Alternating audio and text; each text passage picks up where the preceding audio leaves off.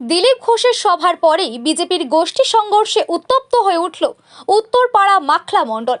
অভিযোগ, বিজেপি ঘোষের সভা থেকে বেরিয়ে এসে মাখলা মণ্ডল অফিসের ভেতরেই মণ্ডল সভাপতি গৌতম মাঝির ওপর চড়াও হয় বিজেপির হুগলি শ্রীরামপুর সাংগঠনিক জেলা সভাপতি সুমন ঘোষের অনুগামী বলে পরিচিত বুদ্ধদেব রায় চৌধুরী, অশোক রুদ্র, পার্থ দাস, সুভাষিস ঘোষ, জয় রং, বিনোদ পাসওয়ান, বিনোদ সাউ, প্রতাপ কুণ্ডু সহ আরও বেশ কয়েকজন।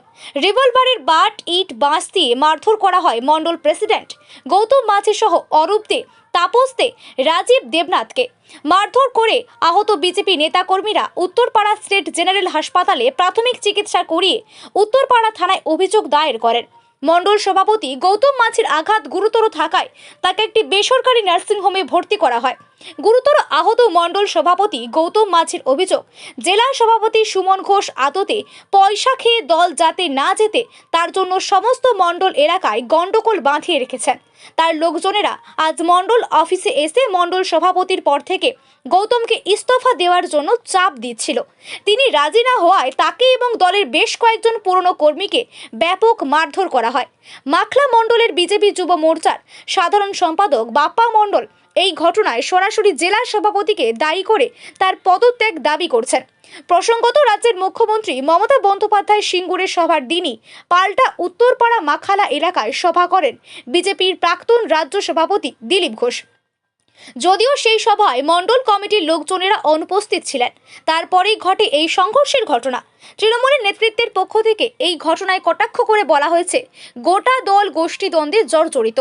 এরা নাকি তৃণমূলের বিরুদ্ধে বিধানসভা নির্বাচনে লড়াই করবে। বাংলার মানুষ সব দেখছে। শুভেন্দু, সুকান্ত, দিলীপ বিভিন্ন গোষ্ঠীতে বিভক্ত। বিজেপি ঐক্যবদ্ধ তৃণমূল এবং রাজ্য সরকারের উন্নয়নের কাছে আগামী নির্বাচনে খড়কুটোর মতো ভেসে যাবে। এই গোষ্ঠী সংঘর্ষের ঘটনা তারই লক্ষণ।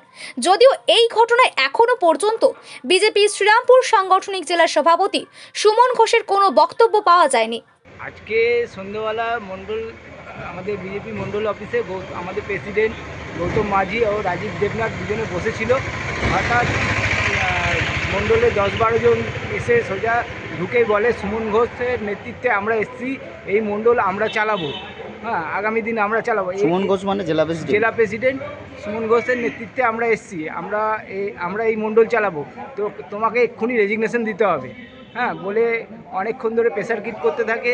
তারপর কথা কাটাকাটি শুরু হওয়ার পরে বুদ্ধদেব রায়চৌধুরী নামে ছেলেটি মেশিন বার করে,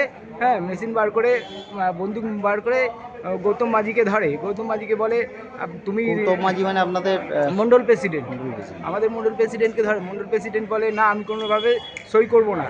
তো তারপরে বাঁশ দিয়ে জয় রং গৌতম মাঝির মাথায় আঘাত করে। তারপরে গৌতম মাঝি গড়িয়ে পড়ে, লুটিয়ে পড়ার পরে রাজীব দেবনাথকেও বেধড়ক পেটানো হয়। ওর সঙ্গে অরূপ দা বলে আরেকজন ভদ্রলোক ছিল, ওনাকেও খুব মারধর করা হয়েছে। হ্যাঁ, আর প্রত্যেকটা মণ্ডলে এই জেলা প্রেসিডেন্ট সুমন ঘোষ আসার পর থেকে গোষ্ঠীদ্বন্দ্ব লাগিয়ে রেখেছে।